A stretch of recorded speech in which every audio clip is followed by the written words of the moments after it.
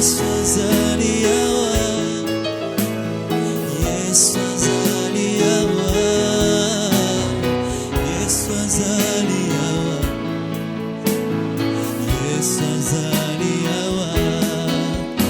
Na matilo kola pombo, likolo nyonso na nzela nanga, oyo basusu bazela kala, Yesu asepeli epesamelanga, oyo esengelaki ekweisanga, ekomi kosala na avantage nanga, oyo basusu bazela kala, Yesu asepeli epesamelanga.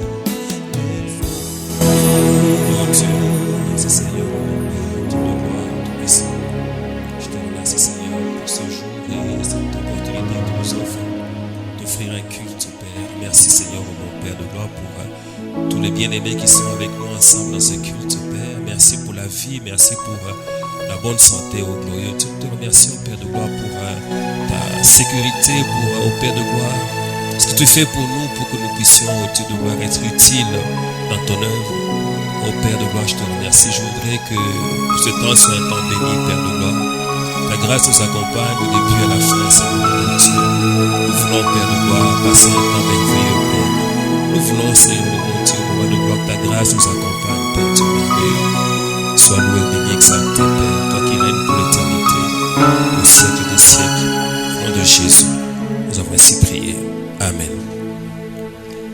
Nous remercions le Seigneur et nous sommes en train de dire bonjour, bonsoir. Ça dépend de là où vous êtes pour l'instant. Et vous êtes bénis avec nous, participez à ces cultes que le Seigneur nous permet d'avoir encore aujourd'hui. Un samedi béni comme les autres samedis pendant lesquels nous avons eu des temps merveilleux, des temps de prière, le temps de partage de la parole de Dieu et des temps pendant lesquels le Seigneur nous a aussi visités. J'ai eu des témoignages de personnes que Dieu a visitées dans leur maison et Dieu les a réellement amenés dans une nouvelle dimension dans leur marche chrétienne. Et c'est là d'ailleurs l'objectif de ce que nous faisons. Nous ne sommes pas là pour juste répondre comme un devoir religieux, mais nous sommes là pour que les vies soient transformées. C'est l'objectif de ces cultes que nous tenons depuis un certain moment. Et comme je vous l'ai promis, nous allons continuer. Voilà, donc aujourd'hui, nous allons prendre du temps pour prier juste quelques minutes. D'abord, je voudrais présenter mes excuses. On a commencé un tout petit peu en retard pour des choses qui sont liées à la technique. Mais voici que le Seigneur permet quand même que ça se fasse. Je voudrais que quelqu'un ne se fâche pas, soit connecté. Et c'est pour ça d'ailleurs que nous allons prier pour que tu remettes ton cœur au Seigneur, en train de dire à Dieu, Seigneur, je veux participer à ce culte pleinement et je veux recevoir ma part. Je veux que tu pries comme ça pendant un temps et demande que le Seigneur te fasse grâce. Nous prions le Seigneur. Seigneur, je te remercie pour ce culte, pour la grâce que nous avons, Père de gloire, d'être là. Je prie pour mon frère, pour ma soeur, mon Père de gloire. Je voudrais que nous tous ensemble, Père Dieu de gloire, tu nous connectes, Seigneur de mon Dieu, à ta grâce, Père de gloire. Oh Dieu, que ce temps ne soit pas un temps, Père de gloire, ordinaire. Oui, Père, parce que nous avons une rencontre avec un Dieu extraordinaire, parce que tu es extraordinaire, Père de gloire. Touche nos vies, Seigneur de mon Dieu, Père de gloire. Accomplis tes desseins, Seigneur de mon Dieu, Père Tout-Puissant. Mon âme t'honore et t'adore, Père de mon Dieu. Tu es Dieu, tu règnes pour l'éternité. Oh Père de gloire, je ne veux pas rater un seul minute, Seigneur de gloire, de ce culte. Oh Père de gloire, je veux bénéficier de chaque seconde de ce culte, Père de gloire. Je veux qu'il en soit aussi autant pour mon frère, pour ma soeur, Seigneur de mon Dieu. Agis et glorifie ton Seigneur, Père de gloire, je te remercie, oh Dieu. Tu es Dieu, tu règnes pour l'éternité, Père. En toi seul l'honneur, la gloire et la majesté, roi de gloire. Je te remercie, Seigneur, mon Père. Gloire à toi, Dieu merveilleux. Merci, Seigneur. Louange et honneur à toi, au nom de Jésus. Nous avons ainsi prié. Amen. Là où tu dis Amen. Voilà, si vous êtes ensemble, en groupe, en train de suivre ce culte, que Dieu vous bénisse. Je veux que vous soyez connectés, que rien ne vous distrait, que le Seigneur vous fasse le bien qu'il a prévu de vous faire ce jour. Nous sommes en train de parler sur un thème important, c'est rebâtir avec Dieu. Nous avons commencé à en parler depuis le samedi passé. Et dans ce grand thème, Nous allons aujourd'hui parler d'un sous-thème qui est la vision et la provision.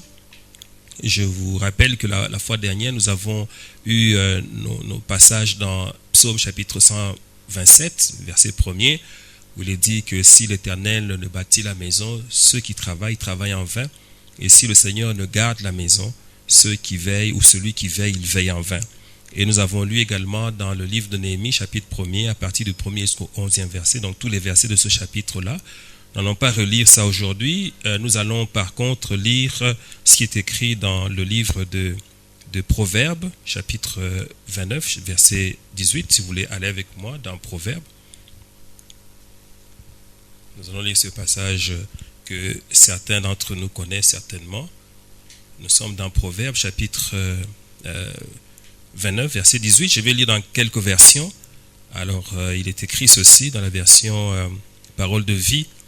Quand personne ne prévoit l'avenir, le peuple vit dans le désordre. Mais celui qui obéit à la loi est heureux. Je vais lire également dans la version Louis II, le même passage de Proverbe 29, verset 18. Voilà ce qui est écrit. Quand il n'y a pas de révélation, le peuple est sans frein, heureux s'il observe la loi. Je vais également dans la version français courant. Voici ce qui est écrit. Lorsqu'il n'y a pas de vision d'avenir, un peuple vit dans le désordre, heureux alors est l'homme qui obéit à la loi. Enfin, nous allons lire dans la version du Semmer, la Bible du Semmer. Voilà ce qui est écrit, toujours le même passage. Quand il n'y a pas de révélation divine, le peuple se laisse aller. Heureux celui qui obéit à la loi de Dieu. Voilà ce que la parole de Dieu nous dit. Alors vous allez vous souvenir que la fois passée, nous avons, lisant ce qui est écrit dans Néhémie, épinglé quelques points. Le premier point, c'est que Néhémie était tranquille dans son travail auprès du roi. Il était l'un des hauts fonctionnaires du roi, il était chanson du roi. Et voici qu'on lui amène une information qui change sa façon de vivre, en fait, qui change son attitude. Et j'étais en train d'insister qu'une information peut bouleverser la vie de quelqu'un. Une information peut créer une révolution. Et au même moment, une révélation peut également créer l'amertume. C'est pour cela qu'il faut toujours chercher à avoir de bonnes révélations pour sa vie. Et il faut être entouré des personnes qui te disent de bonnes choses, parce que ça te permet d'être fort et d'aller de l'avant. Si tu as des personnes qui te disent que de mauvaises choses, qui ne t'apportent que de mauvaises nouvelles, ces personnes vont négativement influencer ta vie. Alors Néhémie, il était plein d'amertume lorsqu'il a appris que le peuple était dans la désolation à Jérusalem et que les murs étaient détruits. Et cette amertume l'a amené à pleurer pendant un temps, mais il ne s'est pas arrêté à des pleurs, il a commencé à prier. Et ici, j'ai épinglé un point, c'est que l'amertume est une très mauvaise chose. Quand on est dans l'amertume, on devient négatif. Et quelqu'un a dit que l'amertume, c'est comme du sucre. Quand vous placez du sucre sur une table, vous allez vous rendre compte que ça va amener toutes sortes d'insectes. Et effectivement, il y a des personnes qui sont malades à cause de l'amertume. Ça a commencé par l'amertume, ça finit par une maladie. Il y a des personnes qui sont négatives en toutes choses, qui ne croient même pas en Dieu à cause de l'amertume. Quand tu as de l'amertume dans ton cœur, c'est le moment de prier, de demander à Dieu que le Seigneur ôte cette amertume-là. Sinon, ça va t'amener dans des choses qui peuvent difficilement partir de ta vie, comme une maladie. On a eu des cas de personnes, lorsque elles ont vaincu l'amertume, elles ont été aussi automatiquement guéries. Donc, quelqu'un peut être malade simplement parce qu'il a eu une mauvaise nouvelle un jour, et cette mauvaise nouvelle l'a amené dans ce sentiment d'amertume. Et si la personne y est demeurée longtemps, voilà comment est-ce qu'elle peut être tombée malade. Alors nous avons vu que Néhémie n'est pas resté dans l'amertume, dans les pleurs, il a commencé à prier. Dieu ne répond pas à nos larmes forcément, tu peux pleurer, mais si tu ne te mets pas dans la deuxième condition, ça signifie que tu ne pries pas, tu peux continuer à pleurer toute ta vie. Parce que Dieu ne répond pas aux larmes, il répond plutôt à la foi. Donc ce que Dieu attend de plusieurs, c'est qu'il commence à prier. Tu as pleuré assez, maintenant c'est le moment où tu dois commencer à prier et à demander à ce que Dieu change les choses. Et voilà, donc Néhémie a commencé à prier. Nous remarquons que dans sa prière, il y a deux aspects ou deux choses qui nous permettent de comprendre qu'il faisait une bonne prière. La première chose, c'est que Néhémie connaissait l'histoire de son peuple. Il savait que son peuple était dans cette condition parce qu'il avait péché.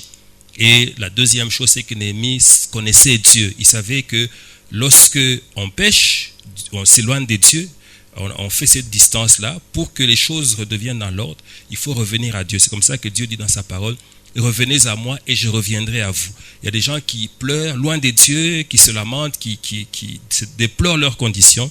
Mais la bonne démarche, c'est se repentir et revenir à Dieu. Donc c'est toi qui es parti, c'est toi qui dois revenir. Donc si tu as commencé à marcher d'une manière qui n'est pas conforme à la pensée de Dieu, à la parole de Dieu, Dieu t'attend. Il est comme le père de fils prodigue. Le fils prodigue est parti, le père l'a attendu, il est resté en place attendant que son fils rentre. Donc il fallait que ce fils prodigue rentre en lui-même et qu'il prenne la décision de rentrer pour que de nouveau il soit reconnecté à son père. Il y a des gens, pendant que je parle, qui ont besoin de prendre la décision de retourner au Père. Donc il faut abandonner ce que tu fais, il faut faire tomber les choses qui ne sont pas conformes à la parole de Dieu. C'est que Dieu n'aime pas, que tu connais, parce que ta conscience te reproche toujours la chose là. Abandonne ça et reviens à Dieu, tu verras que Dieu va revenir à toi, et une chose que tu as perdue, peut-être cette connexion avec Dieu, cette intimité, va revenir et tu vas de nouveau apprécier la vie avec le Seigneur. Et Néhémie, au bout de sa prière, et c'est le type de prière efficace, il est sorti avec une pensée. Donc il est entré avec la vision d'un mur détruit, ce qui le faisait pleurer, mais il sort avec la vision d'un mur à rebâtir. Voilà donc comment Dieu a transformé sa manière de voir. Et c'est important quand on entre dans la prière qu'à la sortie, on ait une nouvelle manière de voir. C'est comme quand on va rencontrer un chef. Il faut ressortir de chez le chef avec les pensées du chef. Tu peux entrer avec tes pensées, mais tu sors avec les pensées du chef, parce que le chef attend que tu fasses les choses d'une certaine manière et tu ne peux pas les faire avec tes propres pensées. Il faut les faire avec la pensée de celui qui conduit les choses.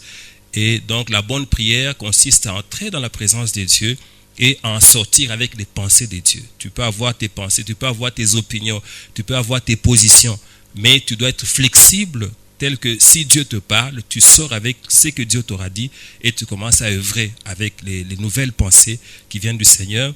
Le Seigneur dit dans sa parole, ne vous conformez pas au siècle présent, mais soyez transformés par le renouvellement de l'intelligence, afin que vous discerniez quelle est la volonté de Dieu, ce qui est bon, agréable et parfait. Donc il faut chercher à connaître ce qui vient de Dieu, c'est ce qui est bon, qui est agréable et qui est parfait. Néhémie est sorti avec la vision, et Néhémie a eu une nouvelle attitude, et voilà qu'une nouvelle marche a commencé. Alors aujourd'hui, nous parlons de la vision. C'est donc là que nous avons arrêté le message de la fois dernière. Et nous commençons par là, nous parlons de la vision. La vision, elle est très importante dans la vie d'un homme, dans la vie d'un groupe, dans la vie d'une église, dans la vie d'une famille, dans la vie d'une nation même. Et la vision est très importante. La vision, c'est l'image de ce que l'on doit réaliser, l'image de la destination que on poursuit en faisant une marche. Donc c'est cette image-là qui constitue la vision. Et donc chacun d'entre nous a besoin de savoir où est-ce qu'il va. Quel est l'objectif de ta vie, l'objectif final. Tu poursuis quoi en vivant comme tu vis? Et cela aussi te permettra de savoir comment faire tes choix. Si tu sais ce que tu poursuis, tu sauras quelles études faire, tu sauras quels amis avoir, tu sauras quelle église fréquenter, tu sauras pour toute chose de ta vie, et surtout tu sauras quelle femme épouser, tu sauras quel homme épouser. Si tu épouses une personne qui ne te permet pas d'accomplir la vision que tu as, ou qui n'épouse pas ta vision, tu peux échouer dans ta mission sur la terre. Donc, mais ça commence par la connaissance par toi-même de la vision de ta vie. Et donc cela est important même pour le mariage. Pourquoi est-ce que deux personnes se mettent ensemble? C'est très important que ces personnes aient un accord là-dessus. Pourquoi est-ce que vous êtes ensemble? Ou pourquoi vous voulez vous mettre ensemble? Parfois il y a des choses ou des pensées qui sont en fait la racine des problèmes que certains époux vivent. Quelqu'un peut se marier simplement parce qu'il dit qu'il est fatigué de préparer lui-même, et il a donc besoin d'une personne qui va l'aider à préparer. Juste cette pensée-là amène quelqu'un à chercher une femme, à l'amener à la maison. Donc en fait, cette personne-là a besoin d'une cuisinière, ce n'est pas d'une femme. Et donc, il se rendra compte que lorsqu'il aura bien mangé, il y a beaucoup de choses sur lesquelles la femme ne l'aidera pas et ça peut être une source de conflit. Quelqu'un peut se marier parce qu'il se rend compte que c'est lourd de faire la lessive. Donc, en fait, il a besoin d'une lessiveuse, mais il va chercher une personne qui va faire ce travail-là. Et dès qu'on a nettoyé les habits, bon, au même moment, pour beaucoup de choses, la femme ne sait pas faire ce qu'elle doit faire d'après lui. Et les conflits commencent. Et parfois aussi, c'est du côté de la femme. Une personne peut dire, je me marie parce que je suis orpheline de père et de mère. Je voudrais quelqu'un qui va me consoler. En fait, une personne comme ça cherche plutôt un père et elle ne va pas forcément trouver dans son mari un père. Et elle peut être frustrée, ne pas avoir l'amour qu'elle veut, un amour paternel. Et donc, c'est source de conflit. Donc, il est nécessaire que lorsque deux personnes veulent aller ensemble dans une relation de mariage, que ces personnes s'assoient et discutent de leur projet commun, la vision de ce mariage. Vous voulez obtenir quoi? Vous voulez réaliser quoi ensemble? Quelle est l'image finale que vous avez de cette marche ou de cette aventure même que vous allez amorcer ensemble dans le mariage? Et c'est la même chose pour une entreprise, c'est la même chose pour une église aussi. C'est très important qu'une église ait une vision et que cette vision soit partagée par tous les membres. Et d'ailleurs, chaque fois que quelqu'un veut adhérer, il faut qu'il ait d'abord connaissance de la vision, de manière à ce qu'il adhère en âme et conscience, qu'il sache pourquoi il a adhéré. Beaucoup de gens sont allés dans des églises comme ça, donc quelqu'un peut juste voir une église qui est à côté de sa maison. Comme il ne veut pas aller loin, il ne veut pas marcher, il va juste entrer dans cette église-là sans connaître la vision. Et après, il va sortir de là en disant, je suis déçu. Mais tu es déçu pourquoi? Parce qu'au départ, tu n'as pas voulu connaître la vision de l'église pour adhérer, non pas juste au bâtiment ou à la vie d'un pasteur, mais adhérer à une vision. Et d'ailleurs, quand on adhère à une vision, c'est une adhésion qui est beaucoup plus solide. Il peut y avoir des problèmes, on continuera à être là parce qu'on a adhéré à une vision, on n'a pas adhéré à une personne, on n'a pas adhéré à des bâtiments. Et cela signifie également que chaque église doit être capable de faire connaître sa vision. Chaque leader également doit être capable de faire connaître sa vision pour que ceux qui l'accompagnent ou ceux qui marchent avec lui aient la même pensée ou les mêmes objectifs que lui-même. Sinon, si on a des objectifs différents, même si on est de bonne foi, on va finir par avoir des clashs, on va avoir des problèmes. Donc, je reviens là-dessus. Chacun d'entre nous doit avoir une vision. La vision personnelle est aussi importante parce que dans une vision globale, il y a toujours une part pour des visions personnelles. Des visions personnelles qui ne doivent pas être en contradiction avec la vision globale. Chacun doit avoir une vision qui est participante à la vision globale. Et donc, c'est comme ça qu'il y aura harmonie, que tout le monde pourra, chacun faisant ce qu'il doit faire, contribuer à la réalisation de la grande vision. Chaque église sur cette terre a une vision, normalement, s'il est vraiment appelé par le Seigneur, mais nous tous, nous participons à la grande vision du rétablissement du royaume de Dieu sur la terre. Et donc, nous devons comprendre ça pour que nous ne soyons pas ensemble avec des visions différentes. Parfois, nous avons dans certaines organisations, églises ou sociétés, des personnes qui n'ont pas la même vision, mais qui sont ensemble en train de marcher. Et vous allez voir parfois un leader a une vision. Il y a des gens qui sont là en train de dire qu'ils ne sont pas d'accord avec la vision. Écoute bien, mais si tu es à un endroit et que tu n'es pas d'accord avec la vision, c'est que tu n'es pas au bon endroit. C'est que ce n'est pas là ta place. Cherche à être là où il y a une vision qui correspond à ce que toi tu as comme façon de voir.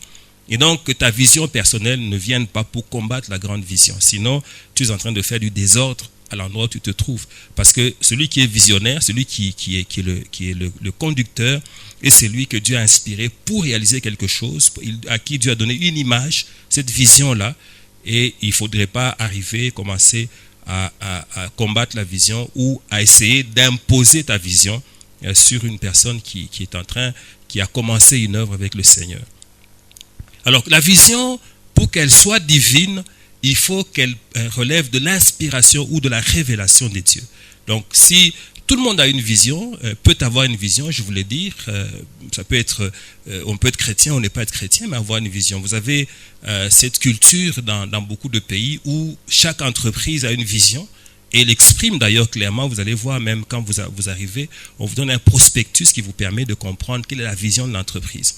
Il y a des individus qui ont des visions, Mais quand on est chrétien, la vision de sa vie ne doit pas être simplement une ambition personnelle, ça ne doit pas être une imitation, ça ne doit pas être parce qu'on a vu l'autre faire qu'on veut faire également. Mais quand on est chrétien, la vision doit être une vision qui vient de Dieu. Elle doit la recevoir par révélation. Quand vous avez lu avec moi attentivement les textes, vous avez compris que la Bible parle clairement de la révélation. Là où il n'y a pas, le peuple n'a pas la révélation, le peuple marche dans la confusion, où le peuple périt. Et donc la vision est très importante, celle qui vient du Seigneur, parce qu'elle donne le sens en fait à notre vie, et le sens à une organisation. C'est cette vision-là qui nous donne la force d'ailleurs pour aller de l'avant, aller jusqu'au bout. Quand on a une belle vision, on ne l'abandonne pas pour les petites choses. Voilà l'image de quelqu'un qui n'a pas de vision, c'est l'image d'Ésaü. Ésaü est allé vers son frère Jacob, il voulait juste prendre de la soupe et il a abandonné son droit d'aînesse, parce qu'il n'avait pas de vision par rapport à ce droit d'aînesse-là. Alors que Jacob, lui, avait une vision. Il voyait comment est-ce que ce serait lui qui serait le premier. Et voilà comment il a accepté ce deal-là de donner la soupe et de récupérer le droit d'aînesse avec lequel il a pu réaliser plus tard des grandes choses. Il faut avoir une vision. Quand on n'a pas de vision, on est candidat pour entrer dans n'importe quelle vision, être embarqué dans n'importe quoi par quelqu'un et avec possibilité que plus tard on regrette d'avoir été ainsi embarqué. La vision vient du Seigneur, il faut donc être en connexion avec lui, il faut commencer par être son enfant. C'est à ses enfants que Dieu donne ses visions à lui, donc dans des missions qu'il veut que ses enfants accomplissent. Et quand on est enfant de Dieu, en fait, on peut peut-être par moment on prie, on a quelque chose qu'on obtient du Seigneur, mais ce n'est pas, le Seigneur ne va pas t'embarquer ou ne va pas t'impliquer dans le travail qu'il est en train d'accomplir sur la terre à partir du moment que tu ne lui as pas encore donné ta vie, que tu n'es pas enfant de Dieu. Donc il faut être enfant de Dieu et dès lors le Seigneur peut parler et révéler ce qu'il veut de ta vie, ce qu'il veut de ce qu'il te donne comme organisation. Et c'est ce qui va te motiver. Oui, la vision, elle motive. La vision, elle transmet une certaine passion. Et quand quelqu'un a une belle vision, vous allez voir qu'il est prêt à tous les sacrifices pour que la vision puisse être accomplie. Quand quelqu'un a une vision, il va pas mélanger sa vie chrétienne avec beaucoup de choses, parce que il sait que s'il le fait ainsi, il ne saura pas atteindre la vision. Donc il va être concentré sur ce que le Seigneur lui a demandé de faire. Moi, j'ai toujours dit ceci, que la révélation de la vision divine, elle est beaucoup plus forte pour préserver quelqu'un du péché que tous les enseignements ou toutes les prédications qu'on peut lui donner sur l'enfer. Parce que l'enfer, nous en parlons, mais regardez combien de gens sont toujours dans le péché, sont toujours en train de marcher en désaccord avec la parole de Dieu. La chose qui caractérise la plupart de ceux qui tombent dans le péché, qui y restent ou qui marchent en désaccord avec la parole de Dieu, ce qui les caractérise, c'est qu'ils n'ont pas de vision. La Bible dit qu'un peuple sans vision est un peuple sans frein. Donc ils n'ont pas de frein dans leur mauvaise manière de vivre, ceux qui n'ont pas de vision. La vision est importante. Bien-aimé, si tu n'as pas de vision de ta vie, aujourd'hui, lorsque nous allons terminer cet enseignement, je vais t'inviter à prier pour que Dieu te révèle pourquoi tu es là. Quelle est la destination finale de ta vie? Et si tu es dans une église, tu ne connais pas la vision, va demander au pasteur quelle est la vision, qu'il te l'explique pour que tu saches dans quoi tu es. Si tu es dans une entreprise, tu ne connais pas la vision, cherche à ce que cette vision te soit expliquée. Sinon, tu manqueras quelque chose d'important, c'est cette passion pour participer à cette œuvre-là. Cette passion-là qui te permet de marcher contre vents et marées et de ne pas être dans la lamentation, parce que quand tu sais pourquoi le Seigneur, la vision que le Seigneur t'a donnée, même si tu es en train de vivre des afflictions, tu vas les vivre avec une certaine joie, parce que tu sais où tu vas, tu sais où est-ce que tu es en train d'aller et tu connais cette merveilleuse destination-là et tout est bon à être fait pour que tu puisses y arriver. Un bon visionnaire, celui qui a reçu une vision du Seigneur, en tout cas, il fait tout pour qu'il partage cette vision-là avec les gens qui sont autour de lui, pour que tout le monde ait la même passion et la même force pour aller de l'avant. Si tu partages la vision avec tes collaborateurs, tu verras que ces derniers, s'ils adhèrent à la vision, ils ne vont pas t'abandonner, même si tu as des difficultés, parce qu'ils seront toujours en train de se dire, nous voulons voir l'accomplissement de ce que le Seigneur nous a montré. Alors, quelles sont les caractéristiques de la vision qui vient de Dieu? La première caractéristique, c'est que toute vision qui vient de Dieu est grande. Dieu est un Dieu grand, il donne des grandes visions aussi. Tu verras que si le Seigneur te révèle ce qu'il veut faire de ta vie, ça peut même t'intimider tellement ça va être grand. Parce que en plus, le Seigneur lui-même s'étant investi en toi, lui-même vivant en toi, eh bien, il sait que tu es capable d'accomplir la vision parce que il connaît les capacités qu'il a placées en toi. Donc, la vision qui vient de Dieu est toujours grande. Et une vision qui vient de Dieu, parce qu'elle est grande, elle ne peut pas se réaliser sans le concours de Dieu. Ça, c'est la deuxième caractéristique. Donc, si Dieu n'est pas impliqué dans l'accomplissement de la vision, elle est tellement grande que personnellement, on ne peut pas l'accomplir. On a besoin de Dieu pour l'accomplir. Troisième caractéristique, c'est qu'on a besoin de la provision de Dieu. Donc, on a besoin non seulement de sa présence, mais on a besoin de tout ce qu'il donne comme élément de la provision, tout ce qu'il donne comme instrument pour accomplir la vision. On en a vraiment besoin parce que soi-même, on ne saura pas. Chaque fois que Dieu donne une vision à quelqu'un, la première chose, c'est qu'il se rend compte que c'est impossible de la réaliser sans Dieu lui-même, sans que Dieu l'aide, sans que Dieu l'assiste de manière permanente. Et donc, l'assistance de Dieu est complètement indispensable. Alors, la quatrième caractéristique, c'est que une vision qui vient de Dieu, elle est quand même réalisable. Elle est d'ailleurs toujours réalisable. Parce qu'il y a parfois des rêves, des choses non accomplissables ou non réalisables que les personnes embrassent et ils pensent que ce sont des visions qui viennent de Dieu, mais elles ne viennent pas de Dieu. Le Seigneur ne peut pas te demander de faire une chose qui est impossible à réaliser à l'endroit où tu te trouves et dans la société où tu te trouves. Donc le Seigneur, il te donne une vision qui est réalisable. Même si elle est grande, elle est réalisable. Donc à un certain moment, tu verras que son accomplissement commence à se faire et que tu commences à vivre ce que le Seigneur t'a montré en rêve, ces grandes choses commencent à s'accomplir progressivement, ça s'accomplit. Alors une vision qui vient de Dieu, enfin, c'est le dernier point que j'épingle, elle est multigénérationnelle. Donc elle ne te concerne pas que toi-même, elle concerne et toi et les personnes que tu vas engendrer spirituellement et biologiquement. Donc le Seigneur te donne une vision pour toi et tes enfants. C'est comme ça que Dieu est appelé le Dieu d'Abraham, d'Isaac et de Jacob. Donc c'est un Dieu qui évolue avec la vision de génération en génération. Lorsque quelqu'un, lorsque vous vous rendez compte, que la vision d'une personne s'arrête au moment où la personne décède, c'est qu'il est probable que cette vision ne soit pas venue de Dieu. Parce que si elle est venue de Dieu, elle se transmet. Isaac, Jacob ont reçu exactement les mêmes paroles que le Seigneur a dites à Abraham, parce que Dieu est un Dieu qui a une vision multigénérationnelle. Là, ce sont les caractéristiques de la vision qui vient de Dieu. Tu peux déjà à partir de ceci commencer à apprécier est-ce que cette vision-là que tu as ou que tu es en train de poursuivre, est-ce qu'elle vient réellement de Dieu?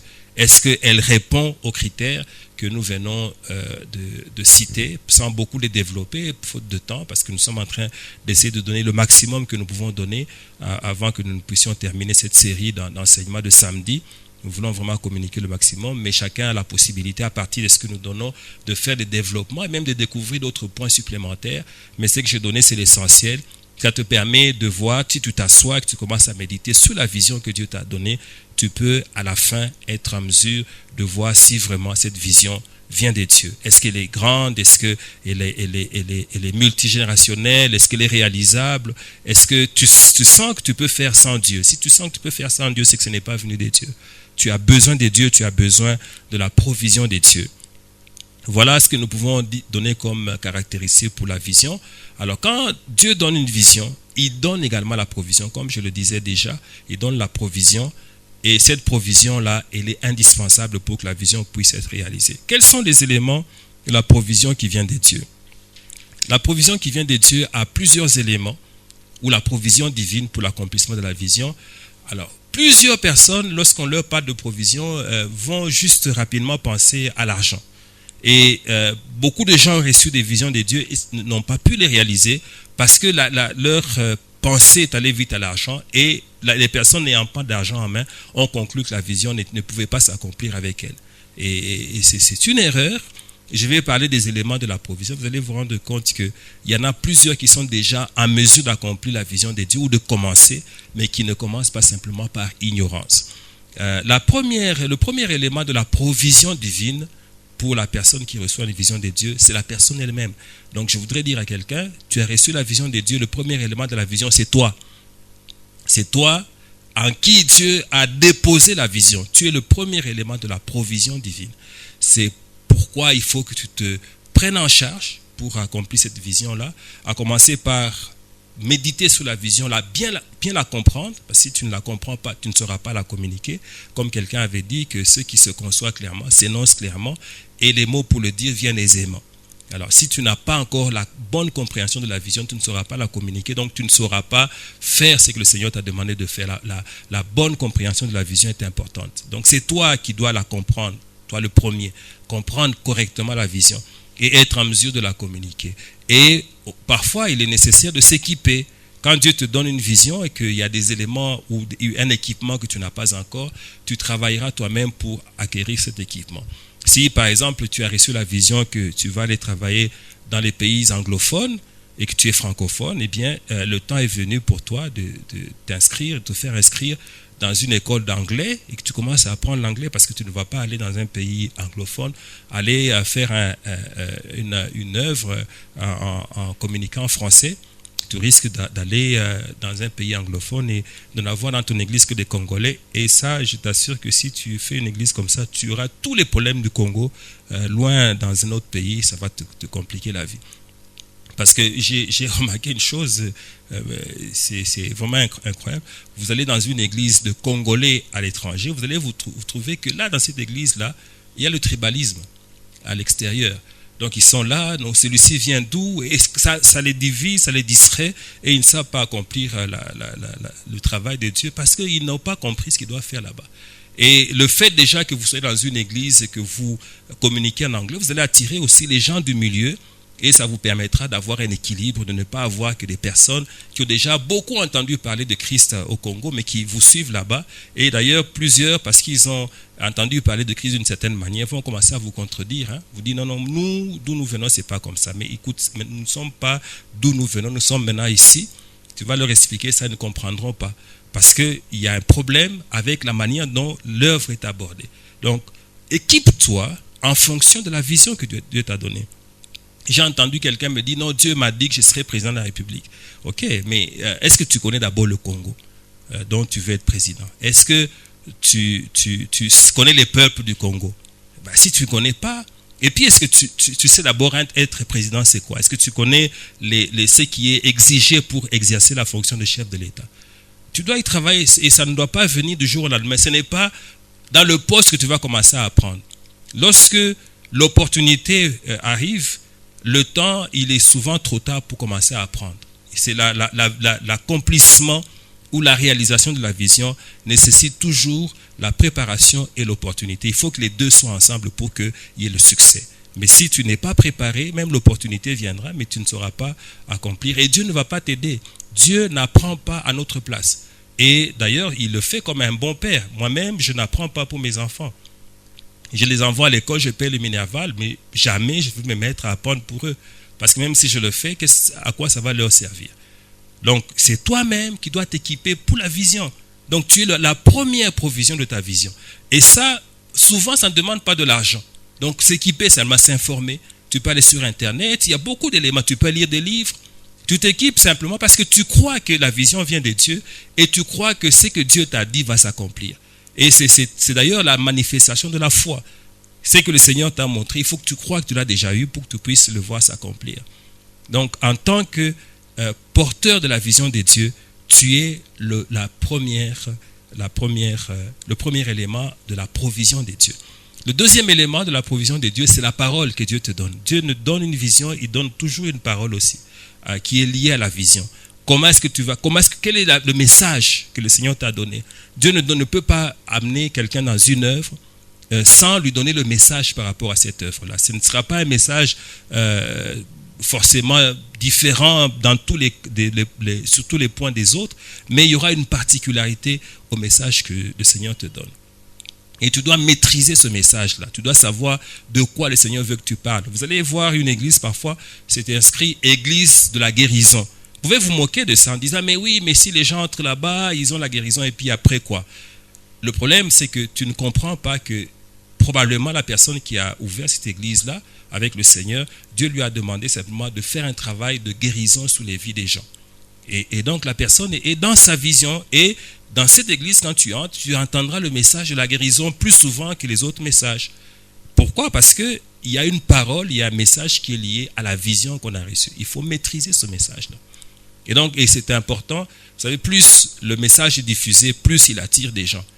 Plus loin il va, plus loin les gens vont être touchés, et ils viendront alors à ce moment-là participer à l'œuvre qui se fait à un certain endroit. Il y a un investissement à faire pour que le message soit diffusé. Quand on a un message du Seigneur, il faut investir pour sa diffusion. Il faut mettre de l'argent parfois pour qu'il soit diffusé.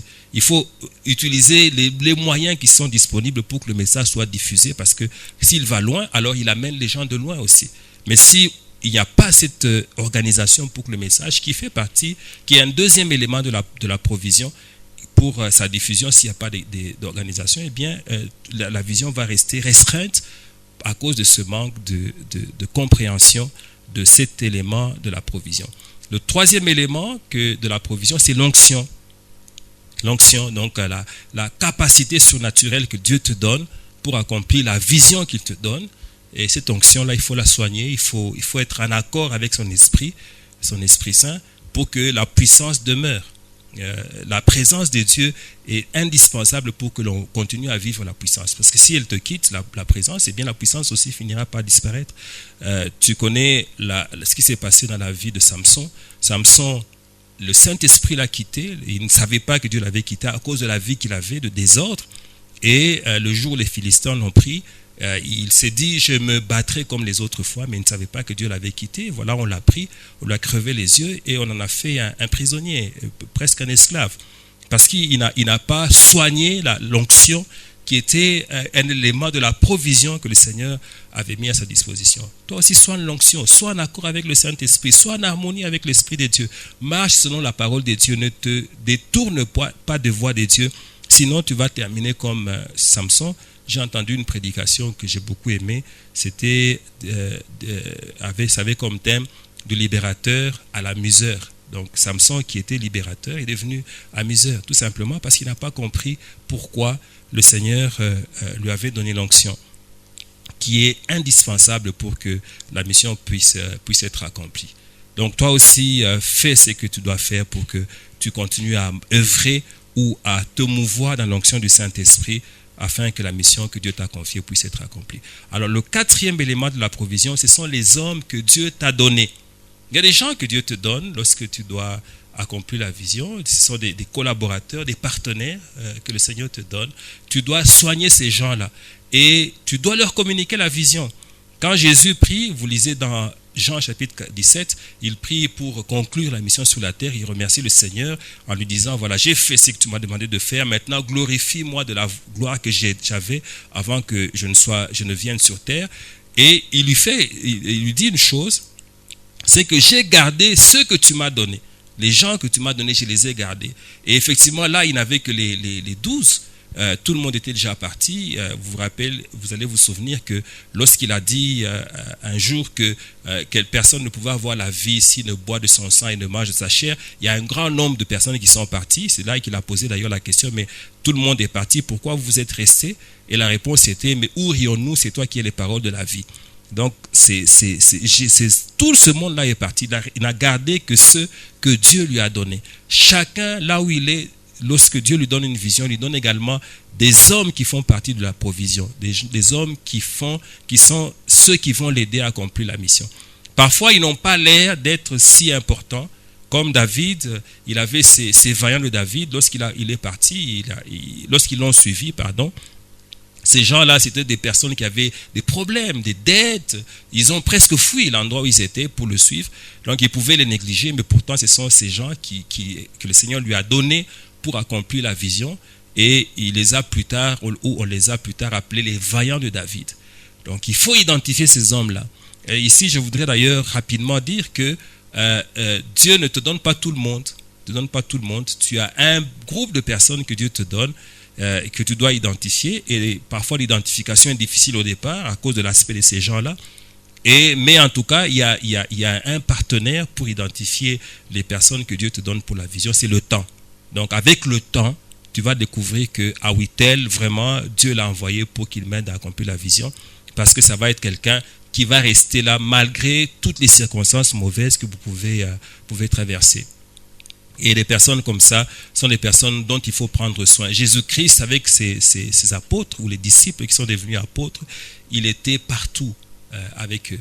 Il accompagnait partout. Ce sont des personnes qui vivaient avec lui. Ce n'était pas simplement des gens qui venaient de temps en temps à ses côtés pour avoir ceci ou cela, avoir des enseignements, mais ces personnes vivaient avec Jésus. Quelqu'un a dit quelque chose qui m'a beaucoup plu. Il a dit ceci, que ces personnes-là étaient à la plus grande université du monde, parce que Jésus c'est une université, personne université, avec des enseignements merveilleux qui ont forgé l'histoire de l'humanité. Et il a dit que ces personnes n'allaient pas de temps en temps à l'université, mais ces personnes vivaient à l'université. Oui, les apôtres vivaient à l'université de Jésus. Donc c'est comme ça que ces apôtres ont acquis toute la connaissance et la force pour accomplir l'œuvre que le Seigneur lui a confiée après le départ de Jésus.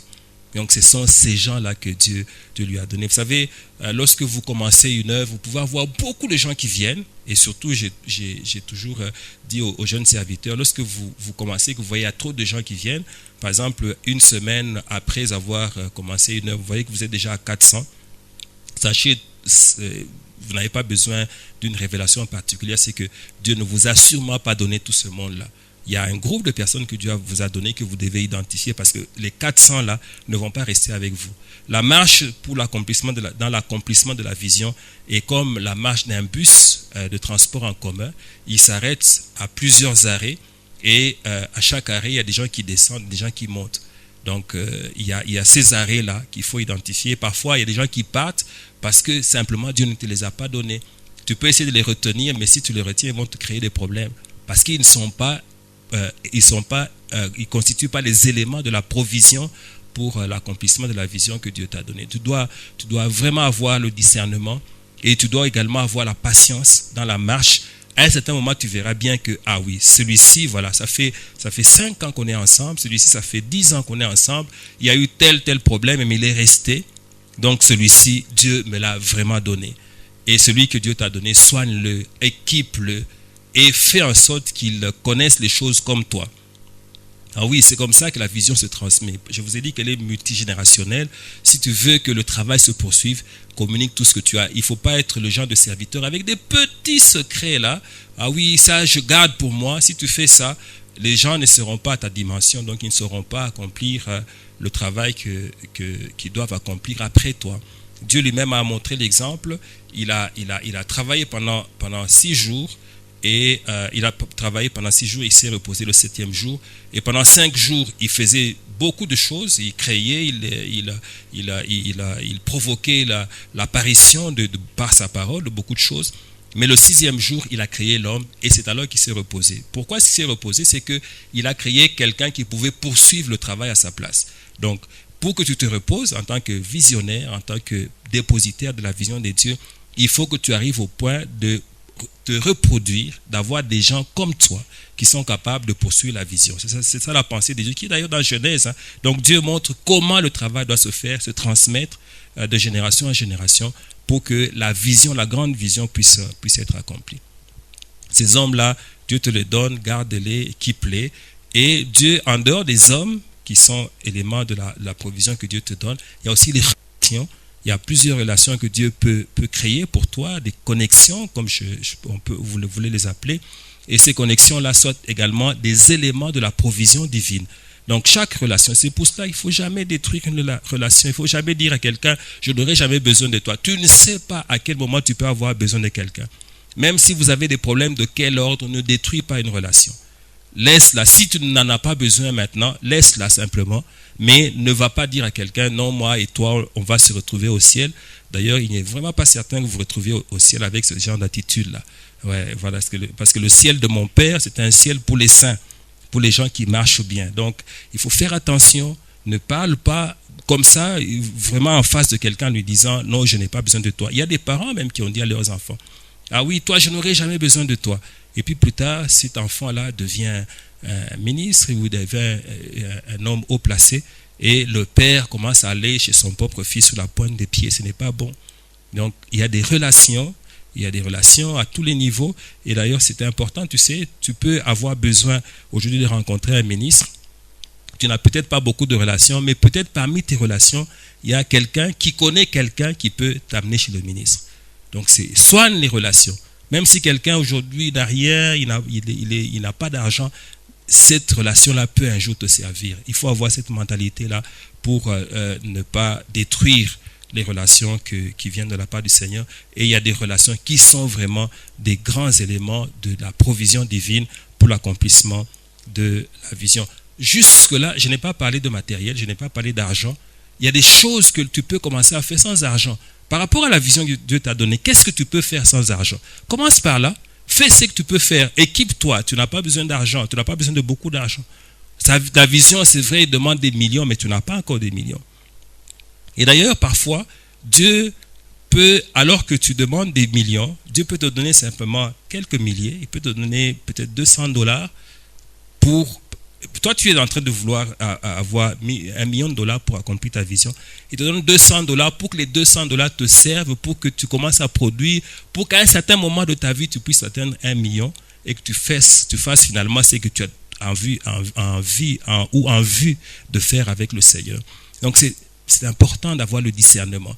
Le Seigneur agit d'une manière spéciale. Parfois, tu peux être là en train de demander un arbre, tu demandes un arbre, tu pries, Dieu te donne une graine. Et quand il t'a donné la graine, d'ailleurs pour lui, il t'a donné un arbre et des arbres. Parce qu'à partir d'une graine, tu peux avoir un jour toute une forêt. Donc, parfois, nous avons la provision, nous avons ce dont nous avons besoin dans nos mains, mais nous négligeons cela parce que nous voulons toujours commencer avec des grandes choses. Voilà, donc j'ai énuméré un certain nombre de la provision qui ne sont pas encore des moyens financiers. Et enfin, il y a les moyens matériels et les moyens financiers qui sont des éléments de la provision. Ça peut venir de manière, ça peut venir tout d'un coup ou ça peut venir progressivement. En tout cas, ce que Dieu te donne, ça suffit pour ce temps-là. Tu dois avoir cette mentalité-là pour accomplir la vision que le Seigneur t'a donnée. Et ce que Dieu te donne pour la vision, ce n'est pas à manger. Il faut investir dans la vision. Il y a des gens qui sont là demandant toujours que pour leur vision, que d'autres investissent. Tu es musicien, le Seigneur t'a donné une vision, tu vas commencer à chanter, il y a des stades dans lesquels tu vas chanter. Tu as vu ça, donc tu sais que c'est là que tu vas. Mais tu n'investis pas dans ta musique, tu as parfois l'argent pour acheter un équipement de musique, tu n'achètes pas. Mais tu es en train de courir à gauche, à droite pour que les autres puissent investir dans ta propre vision. S'ils ne le font pas, les choses ne s'accompliront pas parce qu'il n'aura pas la possibilité d'apprendre. Tu es prédicateur, c'est à toi d'acheter des livres. Il ne faut pas toujours chercher à avoir des livres d'emprunt parce que tu n'auras probablement pas tous les livres dont tu as besoin pour que tu puisses t'équiper. Achète des livres, mais mets dans ta vision ton propre argent aussi. Investis là-dedans. Et quand Dieu voit que chaque fois qu'il te donne de l'argent, tu ne fais pas avec cet argent ce que tu dois faire, parfois il arrête de te donner. Il y a des jeunes gens aujourd'hui, Dieu peut donner à quelqu'un la vision, parmi les jeunes gens, la vision d'accomplir un grand ministère de prédication et tout. Et la personne, lorsqu'elle a les premiers fonds, elle commence à acheter des vestes. Achète des vestes et des vestes, et les vestes ne t'instruisent pas. Hein. Les vestes, ça te fait juste respecter un peu là où tu vas. Mais si tu n'es pas équipé, les gens vont finir par te rejeter avec tes vestes. Voilà, donc Dieu te donne de l'argent. Investis dans ce qui est essentiel, qui te permet d'accomplir la vision. Donc la vision doit être l'élément qui t'indique ce que tu dois faire. Ça doit être le conducteur ou le panneau indicateur de ce que tu as fait. Dans tous tes choix, que la vision soit celle qui te conduit, qui te pousse à faire ceci ou à ne pas faire ceci. Il y a aussi des choses à ne pas faire pour que ta vision puisse être accomplie. Quand une femme est enceinte, vous n'allez pas la voir aller s'inscrire pour un marathon. Parce qu'elle est enceinte, elle a la vision de donner naissance à un enfant. Alors il y en a parfois qui font des choses horribles, oubliant qu'ils ont des voix. C'est pour ça qu'il y a beaucoup d'avortements de vision. Donc les choses s'arrêtent en cours de route. Vous allez voir quelqu'un qui à un certain moment était en train d'évoluer, avait des choses grandes qu'il était en train de développer, et puis s'arrête brutalement parce qu'il a arrêté d'être discipliné dans l'accomplissement de la vision que le Seigneur lui a donnée. Il faut de la discipline pour que la vision s'accomplisse. Il faut de la concentration. Il faut y mettre de l'énergie. Il faut travailler. Et c'est alors qu'on verra progressivement les choses s'accomplir. Si tu ne sais pas tout accomplir, ne t'en fais pas. Tes enfants vont poursuivre. Et si tes enfants n'achèvent pas, les enfants de tes enfants vont poursuivre. C'est comme ça la vision de Dieu. Elle est multigénérationnelle. Voilà ce que nous pouvons dire aujourd'hui en ce qui concerne la vision et la provision. Je crois que le Seigneur, en disant ces choses, a certainement béni une vie. En tout cas, si tu es béni, c'est le moment de dire merci au Seigneur. Nous allons tout de suite commencer à lui dire merci. Nous allons nous incliner en prière par rapport à ce qu'il nous a dit. S'il y a des choses qu'il faut corriger, corrige-les. S'il y a des choses que tu as mieux comprises aujourd'hui, rends grâce au Seigneur, mais que Dieu t'aide de manière à ce que tu puisses accomplir la vision de ta vie. Et si tu n'en as pas, cherche à ce que tu puisses avoir la révélation. Même ce soir, même ce matin, tu peux avoir la révélation du Seigneur. Il suffit de te concentrer, de prier. Dieu parle. Il est écrit dans Jérémie 33:3, « Invoque-moi, je te répondrai. Je te montrerai des choses cachées que tu ne connais pas encore. » Donc, le Seigneur, si tu l'invoques, il va te parler. Il va te dire, voilà la vision. Et toi-même, tu sauras avec ce que je t'ai dit et d'autres choses que Dieu peut te dire plus tard, identifier la provision. Et tu vas voir que tu vas laisser des traces sur la terre. Il ne faut pas marcher sur la terre comme certains, ils partent, il n'y a rien comme trace. C'est comme si c'était un vent qui était passé. Moi, je veux être la génération des gens qui laissent des traces. Tu pars, mais on continue à parler de toi, des générations entières. J'ai toujours aimé ce qui se passe avec Samuel. Samuel, il a écrit, il a fait beaucoup de choses. Et tout ce qu'il a fait est inscrit dans un livre, c'est 1 Samuel. Jusqu'à 1 Samuel 25. À 1 Samuel 25, il meurt. Samuel meurt. Mais son histoire continue. Il y a même 2 Samuel. Quand vous lisez les livres de Samuel, vous allez vous rendre compte de ça. Parce qu'il a eu un ministère avec impact. Après lui, des générations continuent à profiter de son ministère. Je veux qu'il en soit ainsi de toi aussi. Que Dieu te fasse grâce, que tu ailles jusqu'au bout, que tu fasses des choses qui vont bénir l'humanité. Nous allons commencer à prier.